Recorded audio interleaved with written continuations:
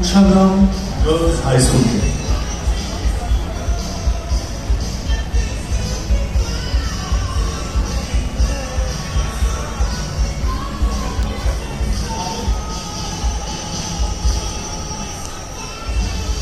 মাঝখানে ক্যালকাটা বয়েজ ঢুকে গেছে, কিন্তু আমাদের গার্লসরা চলে এসেছে এখানে।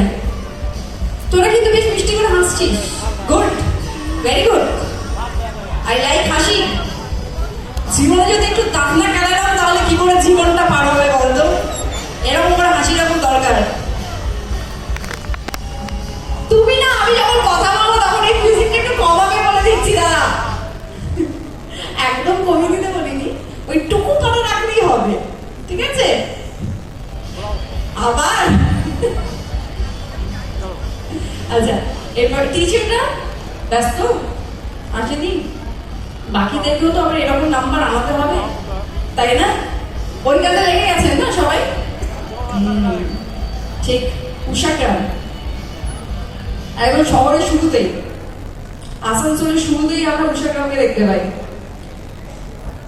তো এরপরে প্রচুর জল্পনা কল্পনা চলছে, আমরা এরপরে না পারফরমেন্সও দেখবো। শুভকে রিকোয়েস্ট করবো আমি টু প্রেজেন্ট দ্য ওয়ার্ড। শুভ আগে থেকে বলে দিয়েছে, শুভর জন্য আরো একটা কথা আছে, কিন্তু না বলবো না করে নে তারপরে বলছি।